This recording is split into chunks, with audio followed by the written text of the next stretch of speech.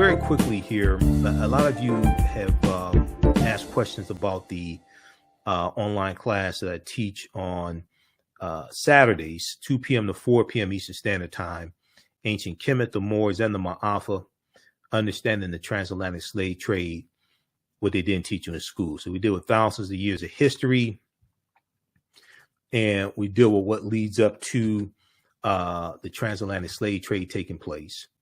When we study our history, we can't start our history in slavery. And this is one of the things that really has to be impressed during Black History Month, African American History Month. We can't start our history in slavery.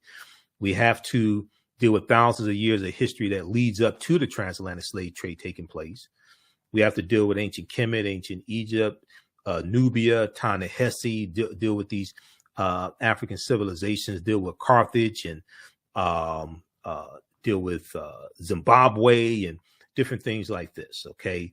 And what we do in this class, and there's over 200 slides in the class,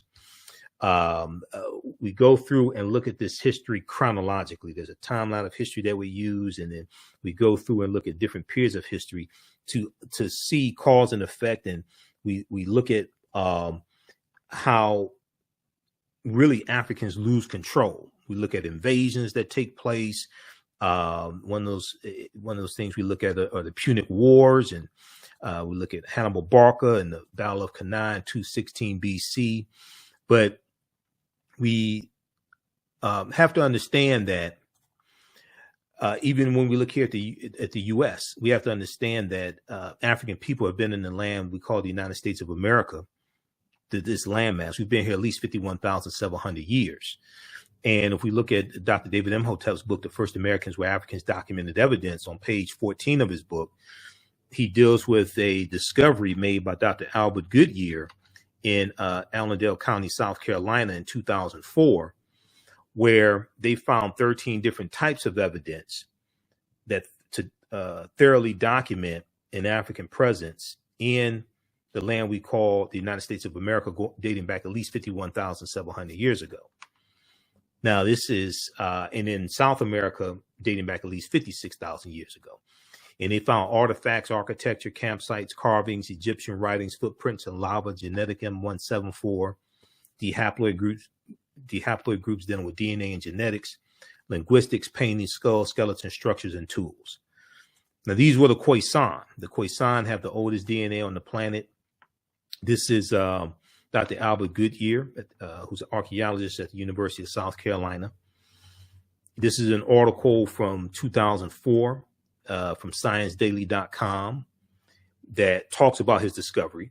This article is almost 20 years old. New evidence puts man in North America 50,000 years ago. Because one of the things we do in the class is we look at archaeological discoveries, and these archaeological discoveries that have come out in the past, within the past 10 years, that are causing the archaeologists and scientists to totally rethink everything and push the timelines back. Okay, so this is why we can't start our history in this country with us conquered and shackled and changed and conquered by Europeans. All right, but even when we deal with our history before the United States, we can't start our history in 1441 with the Portuguese going into Mauritania.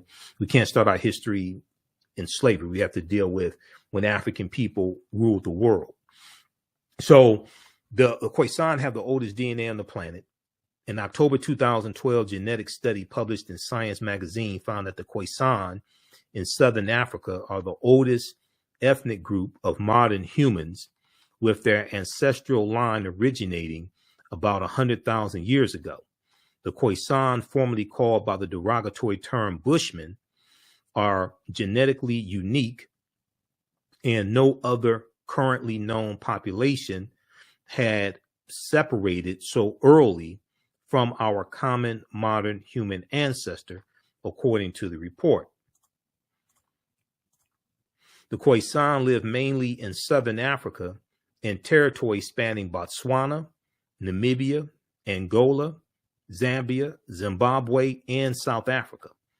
They are largely divided into two groups: hunters and gatherers, the Sans people, S-A-N, that's the Sans people, and keepers of livestock, the Khoikhoi people. The Khoikhoi people.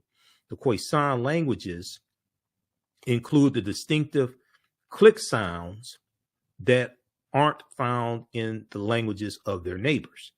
Now, AtlantaBlackStar.com has a good article called 5 Ethnic Groups That Prove the First Humans Were Black. Okay. And then we have the people of the Andaman Islands as well. There's a number of different archaeological discoveries that we look at that will totally blow your mind, and they're causing the archaeologists and paleontologists and scientists to understand that all of this is much older than we thought, and they have to keep pushing the timelines back. I mean, there was an ancient beer factory discovered. It was discovered last year. It was discovered in 2021 in Egypt that dates back 5,000 years. But this discovery right here, New York Times has an article from February 2010 on Crete, new evidence of very ancient mariners. On Crete, new evidence of very ancient mariners. And this discovery deals with on the Greek island of Crete, which has been an island for more than 5 million years.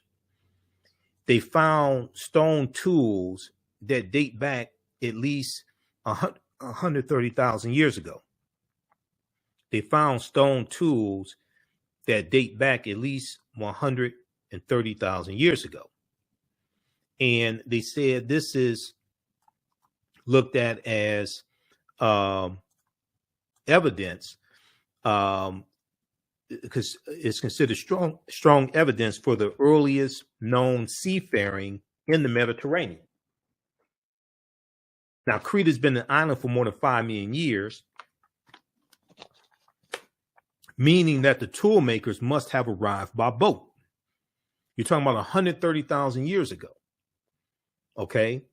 And one of the things Dr. David Imhotep deals with is how we were sailing 130,000 years ago. So this seems to push the history of Mediterranean voyaging back more than 100,000 years, specialists in Stone Age archaeology say. Previous artifact discoveries had shown people reaching Cyprus, a few other Greek islands, and possibly Sardinia no earlier than 10 to 12,000 years ago. So this is causing them to have to rethink everything.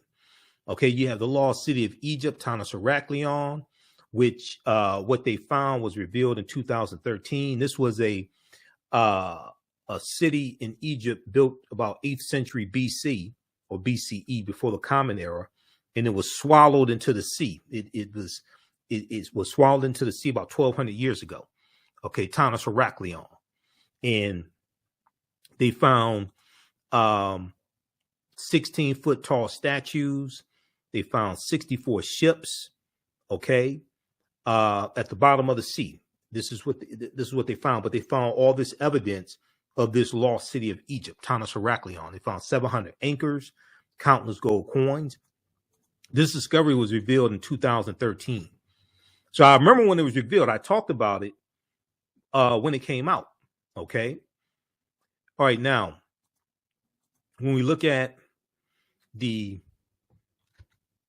Washington Monument, that is a ancient African symbol called a Tekken, which comes from the mythology of Asar, Aset, and Heru, who the Greeks called Osiris, Isis, and Horus. And there were about 1,200 Tekkenu all throughout ancient Kemet. We know that the foundation of Freemasonry comes out of ancient Kemet as well, comes out of the teaching from the lodges, the mystery systems, out of ancient Kemet. And 50 of the 56 signers of the Declaration of Independence were Freemasons. Egypt. So there's some books that we reference in the class. You don't have to buy any of the books to follow along. But one of them is Egypt on the Potomac by Tony Browder. And I've interviewed, Browder's a friend of mine. I've interviewed him a number of times. Brilliant historian and archaeologist. There were approximately 1,200 Tekhenu built in ancient times, but only about a dozen are found in Egypt today. Many of the Tekhenu removed from Egypt are now in Istanbul, Turkey, London, England, Paris, France, Berlin, Germany, Vatican City in Italy, Rome, Italy, Vatican City, and elsewhere throughout the world. The Tekhenu for plural, are now called obelisks by their new owners, and few know their origin or that they symbolize the resurrection of the African king Asar, or the African king Asar from the mythology of Asar Set Heru. Now, the word Mason is derived from the Latin words mass and sun. Mason means child of light and expresses the desire to pursue light, which is a metaphor for the sun, which symbolizes knowledge. So for eons,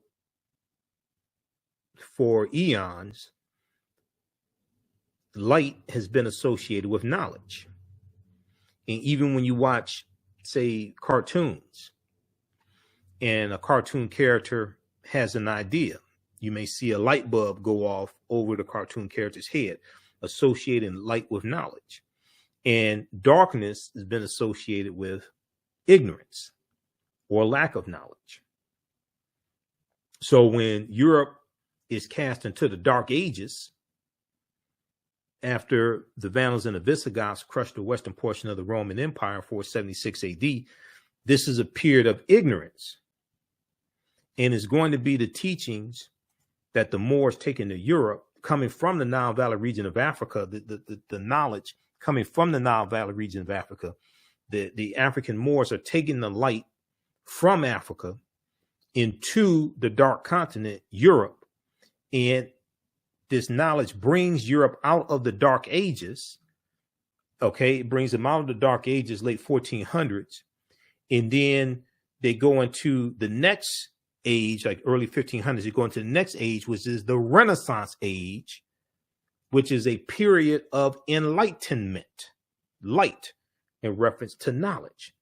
The Renaissance age, a period of enlightenment. The term child of light or sons and daughters of light was first used to identify students who had completed 42 years of study in the temples of ancient Kemet. Many Masonic temples were modeled after the temples of Kemet, places where light or knowledge was imparted in a series of steps or degrees. So George G.M. James talks about this in Stolen Legacy. The concept of liberal arts colleges comes out of ancient Kemet, comes out of ancient Africa. And he taught in Stolen Legacy, he talks about the 7 liberal arts, the arithmetic and the rhetoric and the logic, different things like this. And the concept of going to an institution of higher learning and getting your credentials in a series of steps or degrees comes out of ancient Africa. So associate's degree, bachelor's degree, master's degree, philosophy degree, PhD, etc. These are ancient concepts. Okay, so Masonic temples are considered houses of light or temples of learning. The term Mason, child of light, is a direct reference to the highest degree of the Kemetic education system. Okay. The 33 degrees of instruction within Freemasonry represent a fraction of the 360 degrees of instruction that comprise the Kemetic system of education. Yet with less than 10% of the wisdom of ancient Kemet, of ancient Africa, Freemasons have held positions of influence and power throughout the world for over 200 years. Read page 33 of Egypt on the Potomac by Tony Browder. Okay, so there's a ton of information that we deal with. We deal with things like who was St. Nicholas, because we go through and look at thousands of years of history. And we go through this history chronologically. We deal with some of the history of the Moors and going into the Iberian Peninsula, which is today known as Spain and Portugal, 711 AD. We look at some different African civilizations, Ghana, Songhai, and Mali, and Zimbabwe, and Carthage, and Nubia, and Abyssinia, Ethiopia. But when we look at St. Nicholas, first of all, a lot of the early Christian saints were African saints. A lot of early Christian saints were Africans. And early Christianity looks a lot like traditional African spiritual systems. A lot of early Christians believed in some sort of reincarnation. So if you read Christianity Before Christ by Dr. John G. Jackson, he breaks down a lot of this in the book. Okay, now how's everybody doing? Okay, you're still there? You still awake? Okay, give me a thumbs up, give me a heart, give me a like. How you like this type of information? These are some of the slides from the class. We have over 200 slides in the class. All these slides I put together myself. I've been teaching this class since 2017, but it has grown immensely since I first taught it in 2017. And if you've taken any of my online classes in the past, be sure to email me at ahnshow@africanhistorynetwork.com, because you'll get 50% off these classes. So this class here, this one meets on Saturdays, 2 p.m. to 4 p.m. Eastern Standard Time. So we do the sessions live. All the sessions are archived and recorded. You can go back and watch it anytime. In class, you can see me. I can't see you.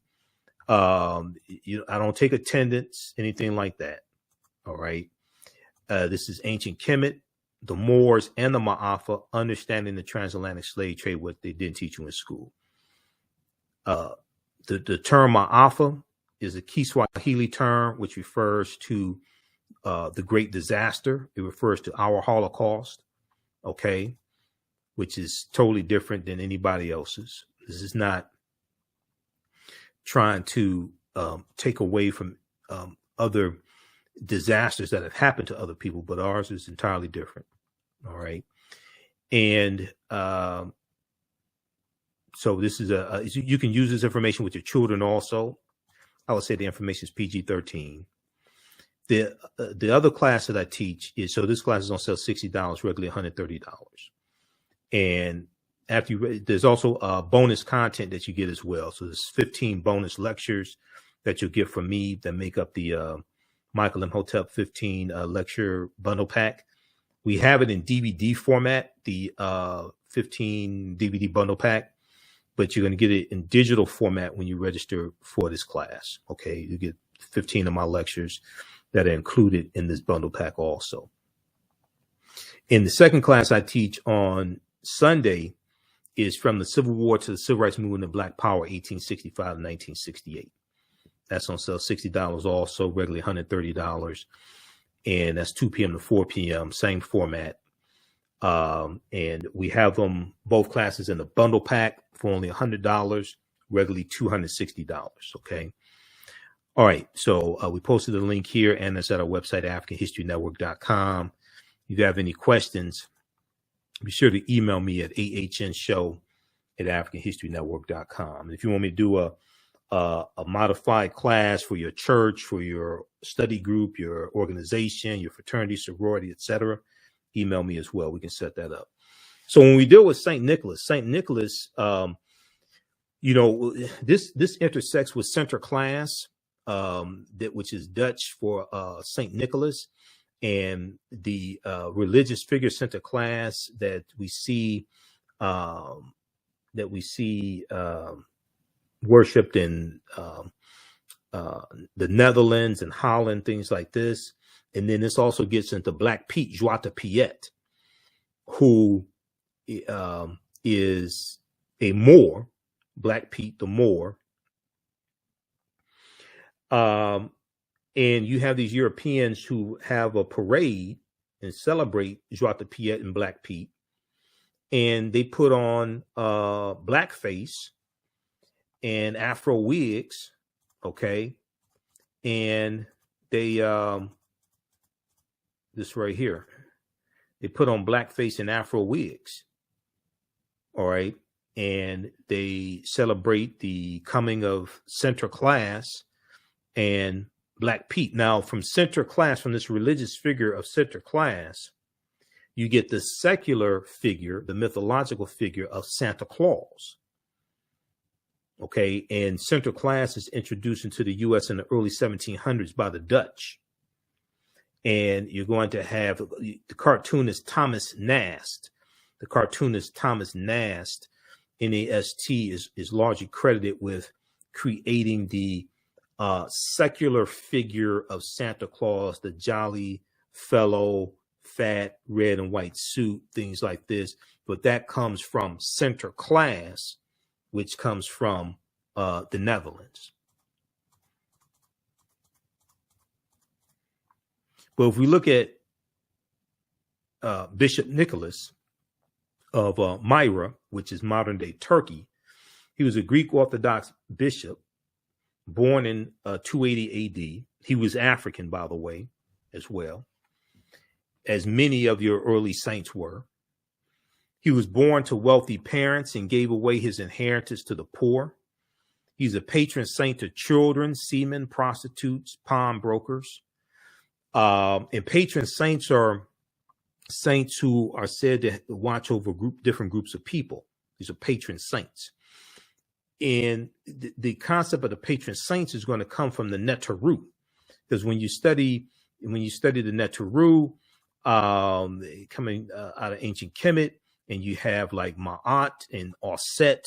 Auset is associated with love and fertility.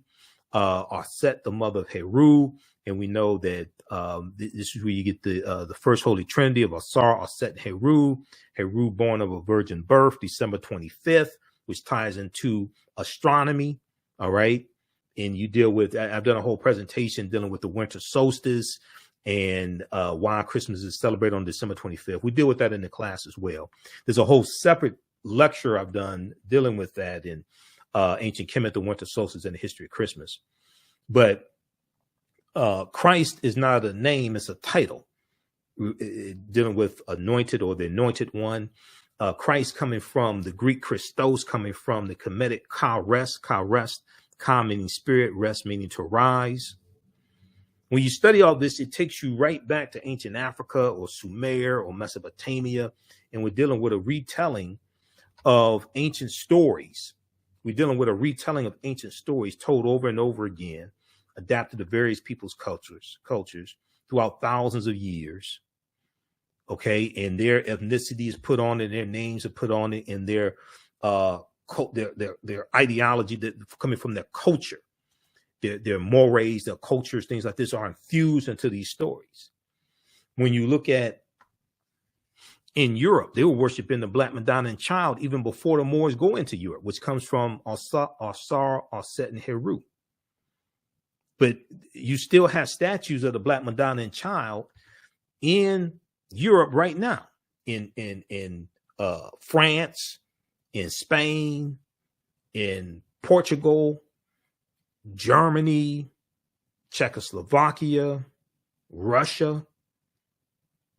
And from the Black Madonna and Child, you get the decolorized version of the white Mary and Jesus. And as Europeans are coming out of the Dark Ages and they start conquering other people's lands and extracting the wealth out of people's lands, extracting the mineral wealth and building up Europe, because Europe had been devastated by the Black Death, the bubonic plague, and from 1347 to 1400, Europe loses between a quarter to a third of their population.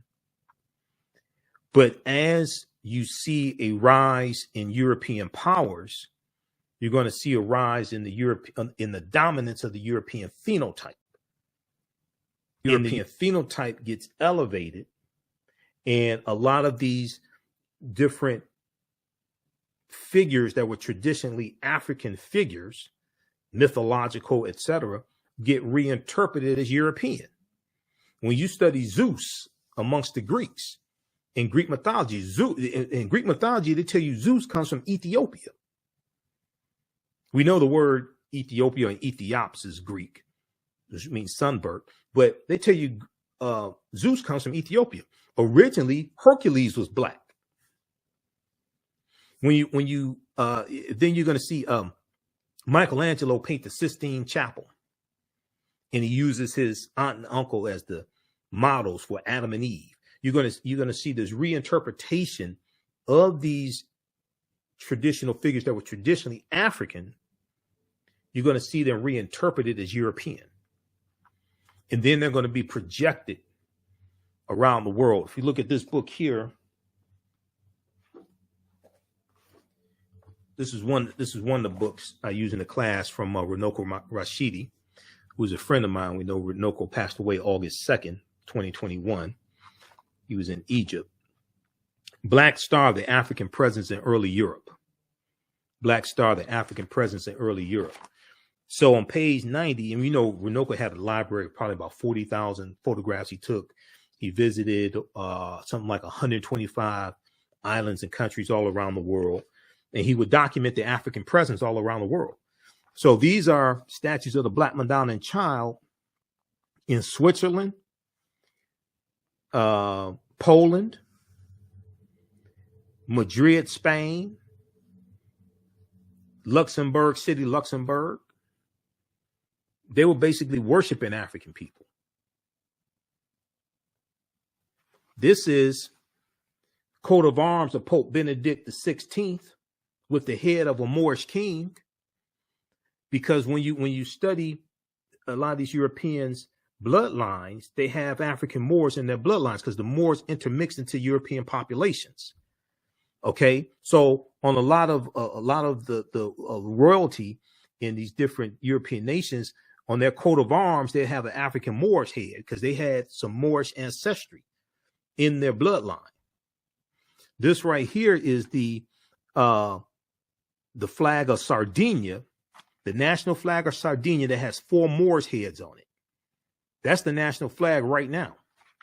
Originally, the bandana was a blindfold because the Moors were in those areas, but they were conquered.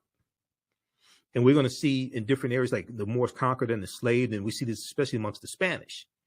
Okay.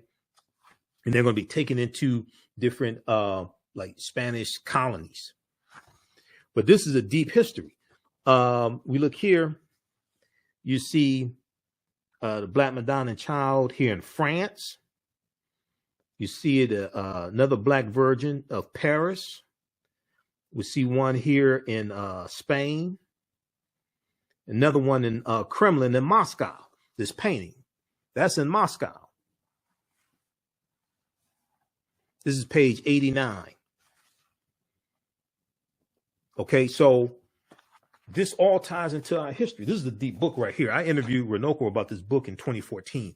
This is another book we use in the class, Golden Age of the Moor, edited by Dr. Ivy Van Sertima. Because this, we go through and deal with this history chronologically. Okay, so Golden Age of the Moor is another book we use. Before the Mayflower by Lerone Bennett Jr. is one that we use. Okay, this is the 6th edition. It's beat up. I need another one. Now Valley Contributions of Civilization by Tony Browder is one.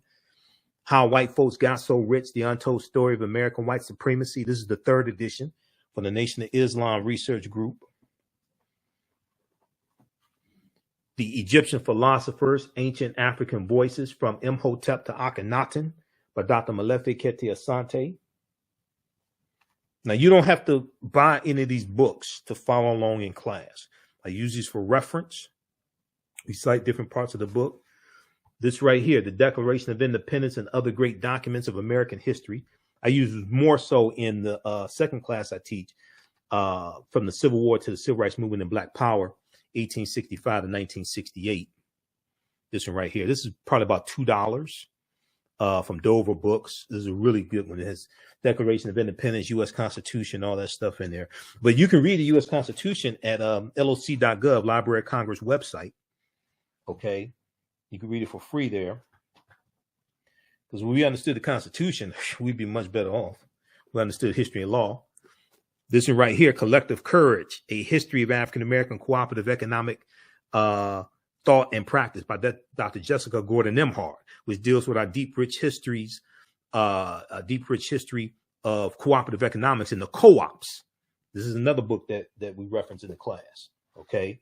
Nile Valley Contributions to Civilization by Tony Browder. Egypt on the Potomac by Browder as well. This book right here, Egypt on the Potomac.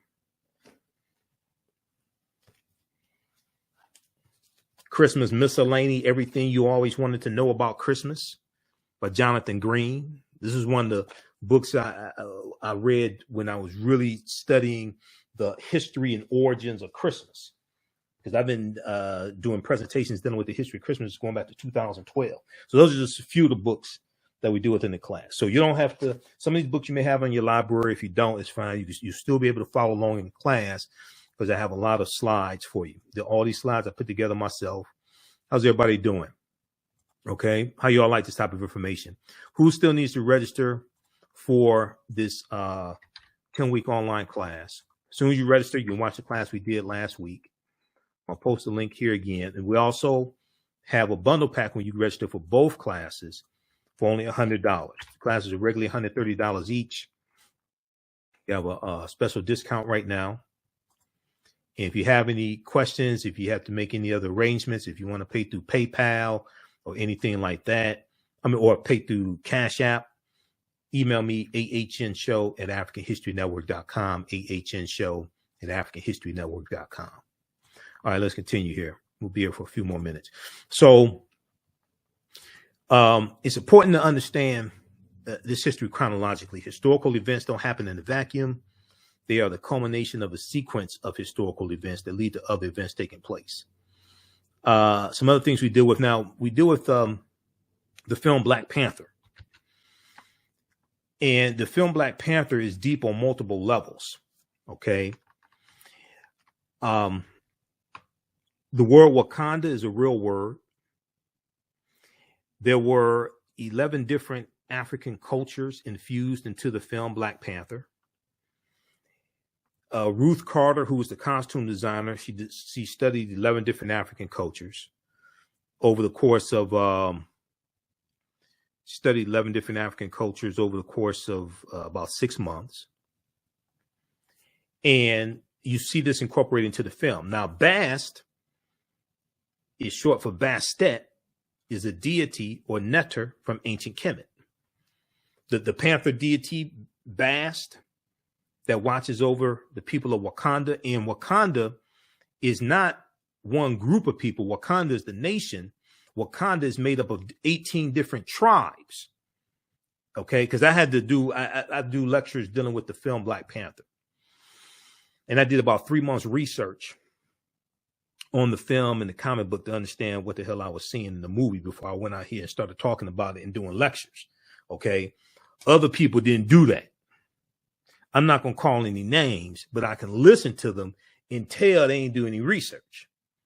And 2 of the books that I read, first of all, there's about 100 articles that I read dealing with the movie and the comic book because I'm a researcher, to really understand what I'm seeing on the screen. And the movie Black Panther was the 18th film in the Marvel comic universe. And all those films have an interconnected storyline. And then there were 4 other films in that sequence, in that interconnected storyline. So you have to understand the interconnection between the movies to understand what you're seeing in the movie. These are 2 books that I read on the film Black Panther to understand what it is that I'm seeing in the movie before I go out here and start talking about it and doing presentations across the country. The official movie special, Black Panther. So this has interviews with the cast, the director, Ryan Coogler, background information on the movie, things like this, right? How many people have seen this book? I read over 100 articles on the movie Black Panther. Okay, to understand what I'm seeing in the movie. And then I read this book here by Marvel, also by Marvel, Black Panther, The Ultimate Guide. This deals with the 52-year history of the Black Panther comic book, because a lot of the themes from the comic book we see in the movie. And then we see changes in the storylines, things like this.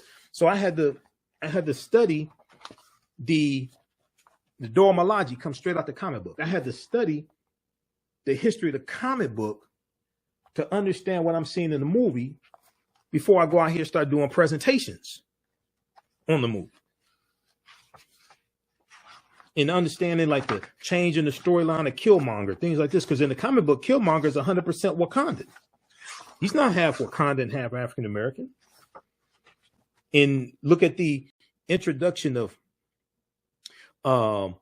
Black Panther in the Fantastic Four comic book. All this stuff. Okay. So when we look at Wakanda, first of all, Wakanda is a real word. Wakanda means possesses secret powers in the Omaha Ponca Native American language and the Sioux Indian language. And then Wakanda is also a Bantu word as well. Now, when we look at Bast or Bastet, Bastet is an ancient Egyptian goddess or neter worshipped in the form of a cat or in the form of a lioness and later a cat. She's a goddess of warfare in Lower Kemet, worshipped as early as the Second Dynasty, about 2890 BCE, before the Common Era. When we look at the Black Panther comic book, Wakandan religion and its tribes. The religion of the Wakandan people first developed during the pilgrimage to the land in their conflict with the originators. The gods of Wakanda formed from the heroes of humans within the tribe. Ascending to the status of a god, these heroes became the Orisha. The Orisha are the names of the deities in the spiritual system of Ifa, which is practiced amongst the Yoruba of Nigeria. This is in the comic book, the Orisha. Some people say Orishas, but a brother from Nigeria told me, he said it's Orishas.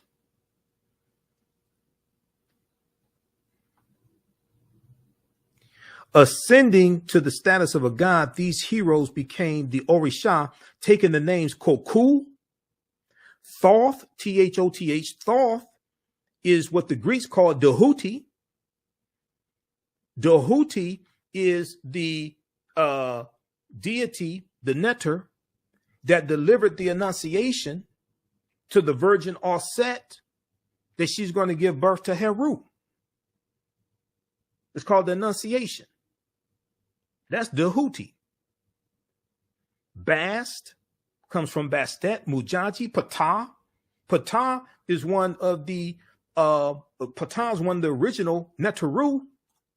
Okay, Ptah is one of the original Neteru. It was right behind me. Picture of Ptah. This is in the Black Panther comic book. And Niami. The Orisha's origin. Let me flip back over to this. Hold on.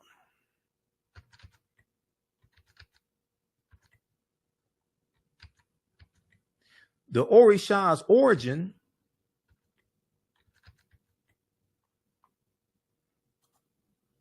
okay, I'm going to go back to that slide. Hold on. What can I see this here?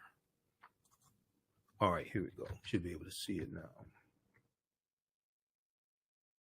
The Orisha's origins date back to the ancient Egyptian beings known as the Inuit. So if you study ancient Kemet, you know the Inuit refers to the 9 original Neteru. This is out of the Black Panther comic book. What are the Inuit? Inuit means group of 9 in Greek. In ancient Kemet, they were called Pesjet. The 9 Neteru were Atum, which is the sun, Shu, which is air, Tefnut, moisture, Geb, earth, and Nut, sky, Asar, who the Greeks called Osiris, Aset, Isis, Seth, Set, who was the brother of Asar, and Nephthys. This is known as the Ennead, which comes straight out of ancient Kemet, but that's in the Black Panther comic book. Read pages 274 and 277 of Ancient Egypt by Lorna Oakes and Lucia Galen. Also Nile Valley Contributions to Civilization.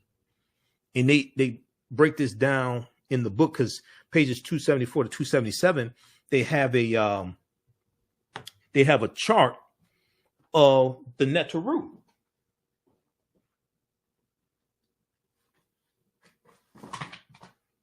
This book right here. They have a chart of the Neteru. And so we show you this in the class. We go through and break all this stuff down and put it into, or like organize all the information. They have a chart of the deities of the Neteru and their attributes. And from the Neteru, this is where we get the concept of the saints. Because in Christianity, and contrary to popular belief, the Catholic Church wasn't founded until mid 11th century AD. It's going to be the Eastern Orthodox Church that we see early on. So when you had the Council of Nicaea in 325, that's not the Catholic Church. Catholic Church is not founded until centuries later. That's the Eastern Orthodox Church. That's the Eastern Orthodox Church that we see when in 431 or 432 AD, Pope Celestine I sends a British slave named Patrick into Ireland to convert the Irish to Christianity. Catholicism doesn't exist, and he's fighting against the Druids and killing the Druids. This is how we get the myth of Saint Patrick, and they say he drove the snakes out of Ireland. But the Druids are dealing with a watered down version of teachings coming out of ancient Kemet, and they wore on their helmets, they wore a cobra, or they have a uraeus on their helmets, and they were known as the snake people. We also deal with things like because we deal with the Crusades, starting at about 1096 AD, 1095, 1096 AD, the Crusades. And we know during the Second Crusade, you have the Knights Templar formed in 1118 AD. The Knights Templar are they're learning from the Moors, and they become very powerful. And the Knights Templar in France, they're going to be disbanded October 13th, 1307. And we deal with this whole thing called frigatriskaidekaphobia, which is the fear of Friday the 13th, and triskaidekaphobia, which is the fear of the number 13. And there's history behind it, and part of that deals with the Knights Templar, Friday the 13th, 1307, losing power. But the teachings of the Knights Templar go underground, and they resurface as the Freemasons and Rosicrucians and these different other secret societies or societies with secrets. But these are watered down versions of the teachings that the Moors take into Europe that come from ancient Africa.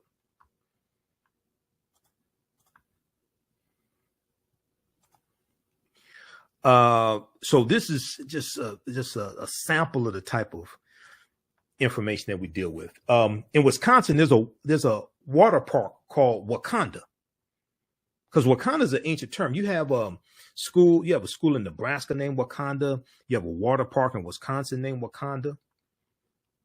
Because I did a lot of research on this, right? So you'll see some different spellings of the name Wakanda.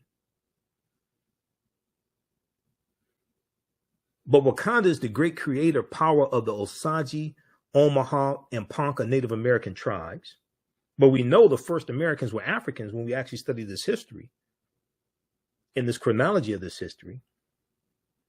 This takes us back to Dr. David Imhotep's book, The First Americans Were Africans, Documented Evidence.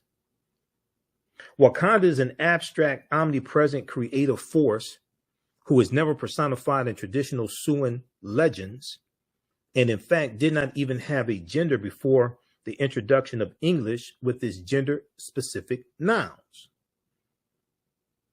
You can check out native-language.org for more information, but there's other information out there on Wakanda, which is an ancient term.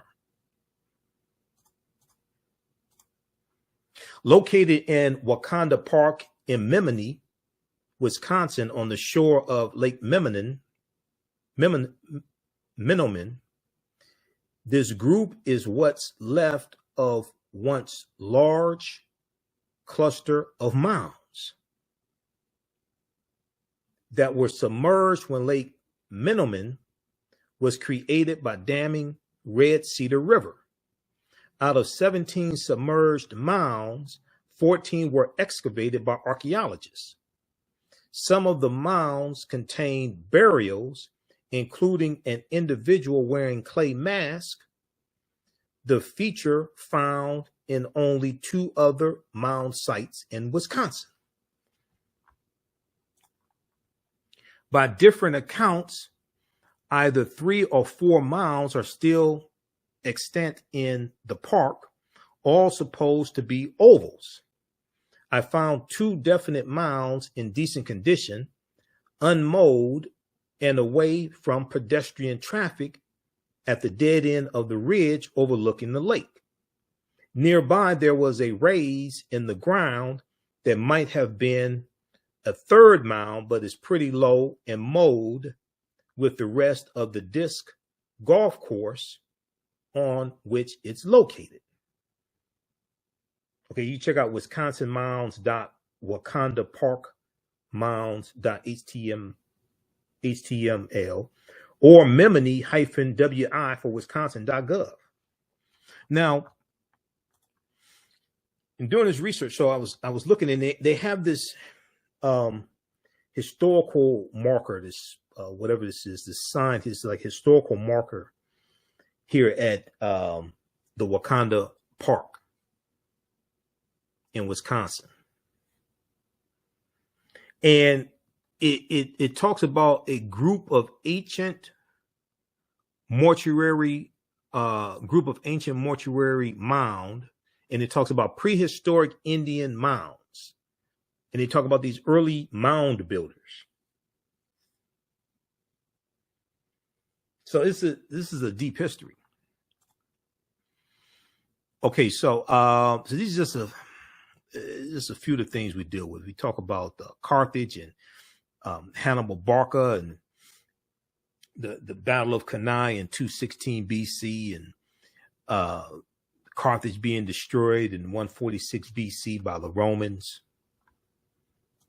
We deal with Ghana, Songhai, and Mali, 3 great West African nations. We talk about the Moors as well. And everything we taught Europeans came back to kick us in the behind. We deal with, according to the Oxford English Dictionary, the Moors as early as the Middle Ages and as late as the 17th century were commonly supposed to be black or very swarthy, and hence the word is often used for Negro. Early in the 8th century, after a grim and extended resistance to the Arab invasions of North Africa, the Moors joined the triumphant surge of Islam. Following this, they crossed over from Morocco over to the Iberian Peninsula, which is today known as Spain and Portugal, where their swift victories and remarkable feats soon became the substance of legends. In 710 AD, or Common Era, Tarif, with 400 soldiers and 100 horses, all Berbers, successfully carried out a mission in southern Iberia. Tarif, an important port city in southern Spain, is named after him. This was a reconnaissance mission to get the lay of the land and see what they were up against. It is clear, however, that the conquest of Spain was undertaken by Tariq ibn Ziyad. Tariq was in command of an army of at least 10,000 men. And where they land when they go in 711 AD it's a rock promontory called Jebel Tariq, or Tariq's Mountain, also known as Gibraltar or the Rock of Gibraltar. And this is named after Tariq ibn Ziyad. So we go through and we look at everything from Christopher Colon to Publius Cornelius Scipio Africanus, who is attacking Carthage. We look at what Columbus is central to really understanding the spread of the transatlantic slave trade and where he went on his 4 voyages. And the nations that he conquered, the island nations that he conquered, like Jamaica and Dominican Republic and Haiti on the island of Hispaniola, which he called La Isla Española, which is anglicized to Hispaniola, okay, refers to the Spanish island.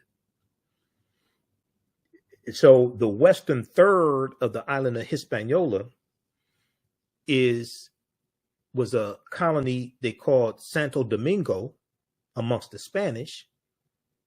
When the French take over the colony in 1697 from the Spanish, they call it Saint Dominique. And we know there's a revolution in 1791 in that colony. And when those Africans declared their independence January 1st, 1804, they called it Haiti, which is the Taino name, Haiti. And we call it Haiti. But those nations of Haiti, Dominican Republic, Cuba, which Columbus conquers on behalf of the Spanish crown in 1492, Puerto Rico, which he conquers in 1493 on behalf of the Spanish crown, those island nations have never recovered for what happened to them over 500 years ago. They're still dealing with the side effects of what happened to them over 500 years ago. And the British take over Jamaica from the Spanish. The French take it over from the Spanish. But when we look at where Columbus goes on his 4 voyages, see, Columbus helped lay the foundation for slavery, racism, capitalism, the exploitation of indigenous people. And then we see that we're going to have the Asiento de Negros signed by King Charles V in 1518, which really expands the transatlantic slave trade and causes direct transports of Africans from Africa directly to the Spanish colonies without having to go into Spain first. The Asiento de Negros.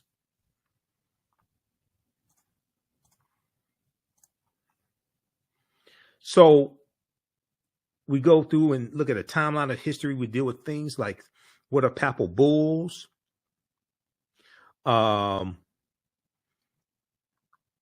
deal with what was the transatlantic slave trade, the forced voyage of African people from Europe to Africa to the Americas. 1488, Pope Innocent VIII, he wasn't so innocent. Pope Innocent VIII accepted a gift of 100 more slaves from King Ferdinand of Spain, and then distributed these African slaves to various cardinals and nobles. 1488. This is 2 years before Columbus set sail. Columbus set sail August 3rd, 1492, late in the same year that the Reconquista is complete, and the Spain takes back control of the last stronghold of the Moors in Granada, January 2nd, 1492.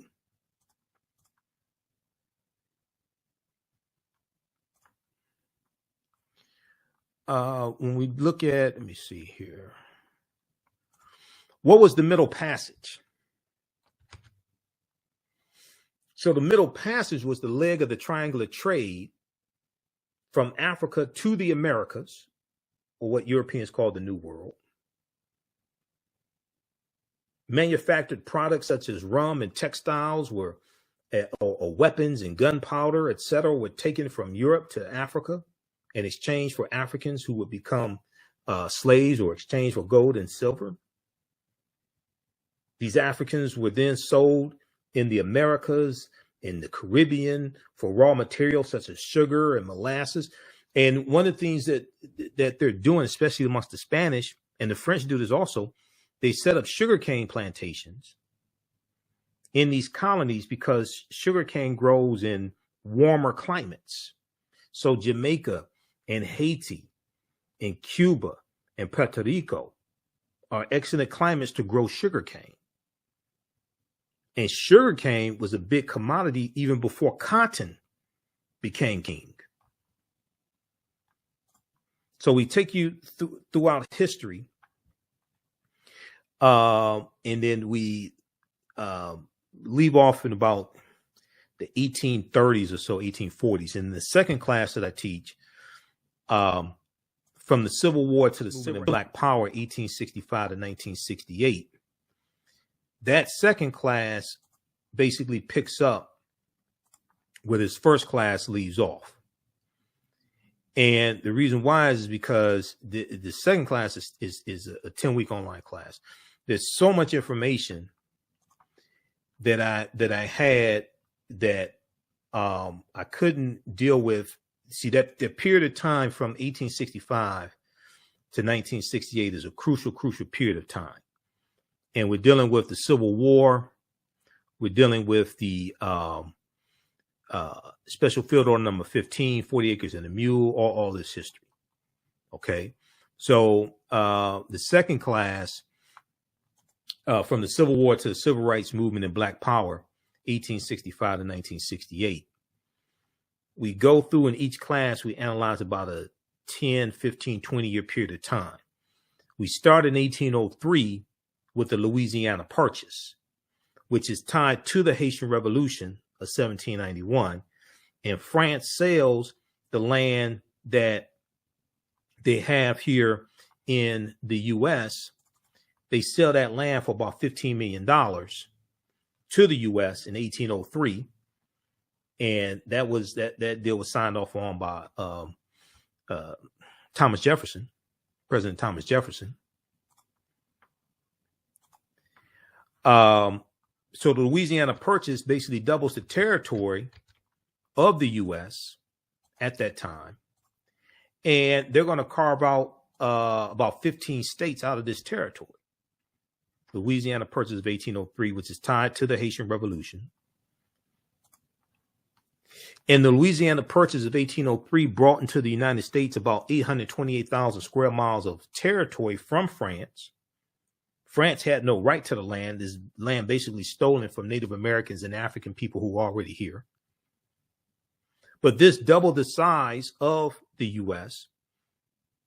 What was known at the time as the Louisiana Territory stretched from the Mississippi River in the east to the Rocky Mountains in the west, and from the Gulf of Mexico in the south to the Canadian border up north.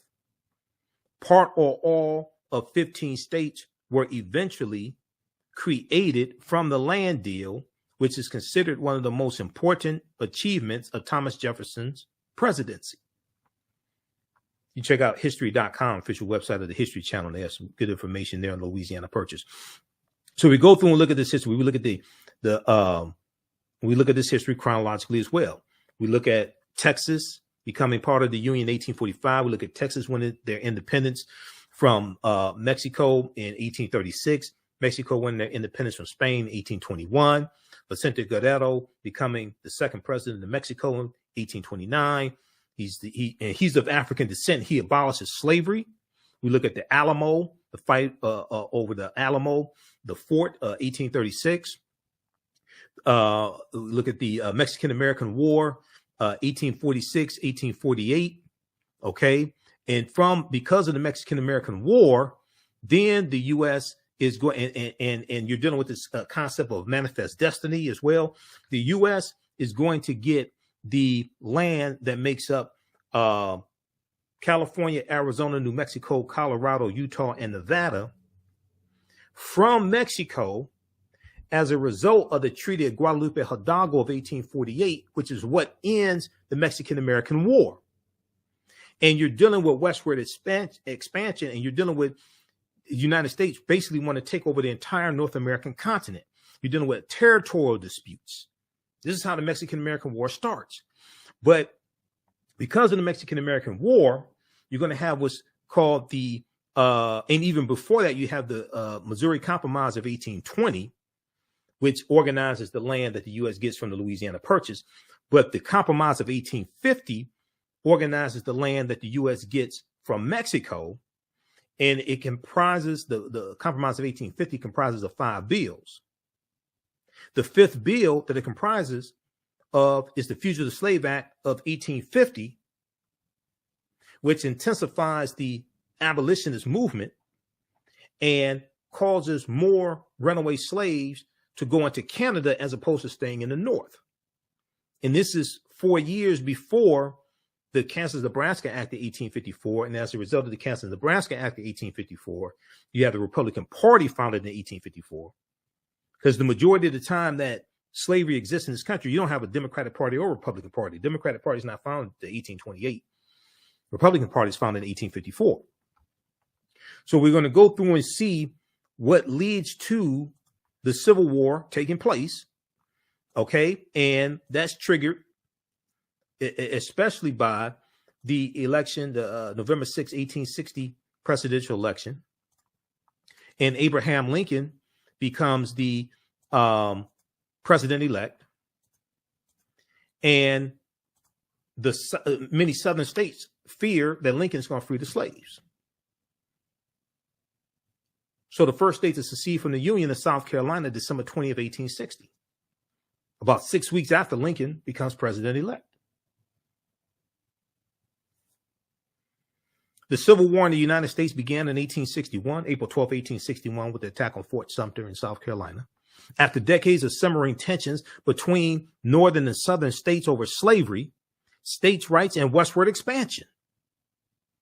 The election of Abraham Lincoln, November 6, 1860, when he became president-elect, caused 7 southern states to secede from the Union and form the Confederate States of America. 4 more states soon joined.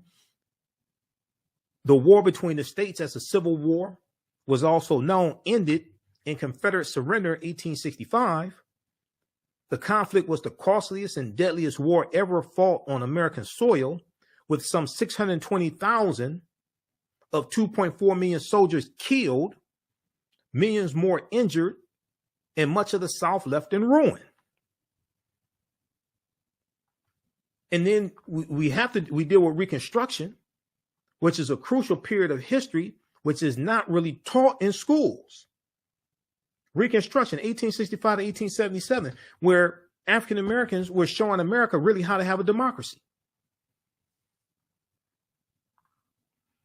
There's a good article from time.com that we've talked about here on this show. Came out January of 2022, January 12, 2022. This makes the connection that I've been making even before I saw this article. This makes the connection between the political violence targeting African Americans and white Republicans during the Reconstruction era. It makes the connection between that and the January 6, 2021 insurrection, instigated by the traitor-in-chief, Donald Trump.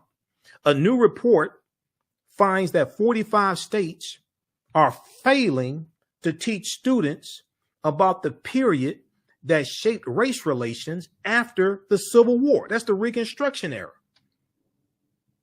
A new report finds that 45 states out of 50 are failing to teach students about the period that shaped race relations after the Civil War. We're still dealing with the effects of the Civil War and Reconstruction. Reconstruction ended in 1877. We're still dealing with those effects today. In the aftermath of the insurrection, January 6, 2021, at the U.S. Capitol, many leading historians drew parallels between the violence and the Reconstruction era, the period of political revolution directly following the American Civil War.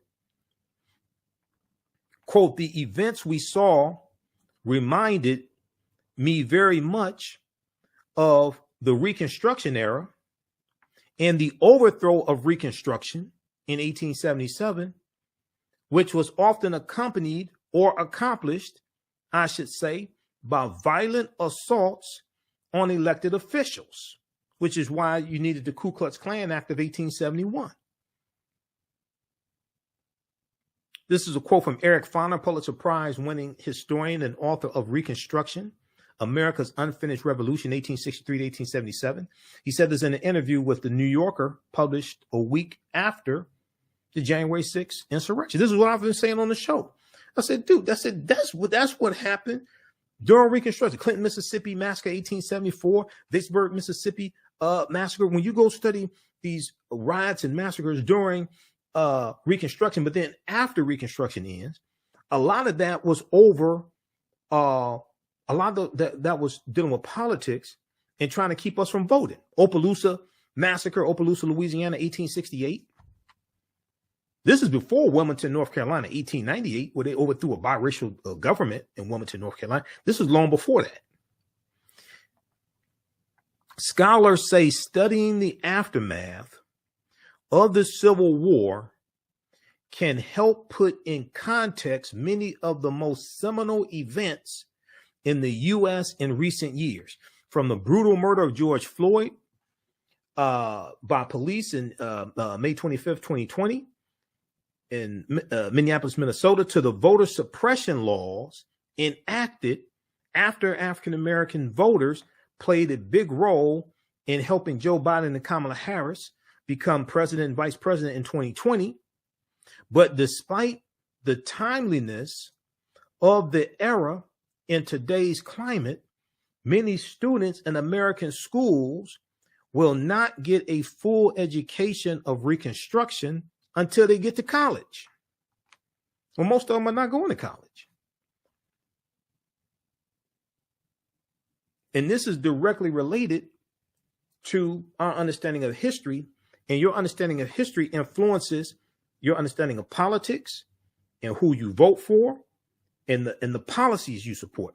In social studies standards, 45 out of 50 states and the District of Columbia, discussion of Reconstruction is partial or non-existent. In 45 states out of 50 and the District of Columbia, discussion on Reconstruction, 1865 to 1877, is partial or non-existent, according to historians who reviewed the period, reviewed how the period is discussed in K through 12 social studies standards for public schools nationwide. In a report produced by the education nonprofit Zen Education Project, the study's authors say they are concerned that American children will grow up to be uninformed about the critical period of history that helps explain why full racial equality remains unfulfilled today. So all this is connected, and all this is tied to history. And historical events don't happen in a vacuum. They are the culmination of a sequence of historical events that have a domino effect and lead to a larger event taking place. Okay, so check this out from time.com. A new report finds that 45 states are failing to teach students about the period that shaped race relations after the Civil War.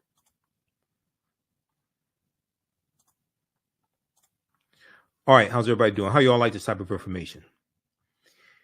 So I teach the classes on the weekends, Saturdays and Sundays, 2 p.m. to 4 p.m. Eastern Standard Time. If you have any questions, email me at ahnshow@africanhistorynetwork.com. I'm going to post the link here again. You can register for the online class. You also can register for the bundle pack. So the class is regularly $130. They're on sale $60. $60 each. We have a bundle pack. You can register for both classes for $100. If you want to pay through Cash App, email me and we can do that as well. Or you can just send it through Cash App also. I'll enroll you in the class. We have a Cash App information here. $, the AHN show through Cash App and through PayPal, paypal.me/the AHN show. So on Saturdays, we have the information at our website, AfricanHistoryNetwork.com. On Saturdays, 2 p.m. to 4 p.m. Eastern Standard Time, Ancient Kemet, the Moors, and the Maafa, Understanding the Transatlantic Slave Trade, what they didn't teach you in school.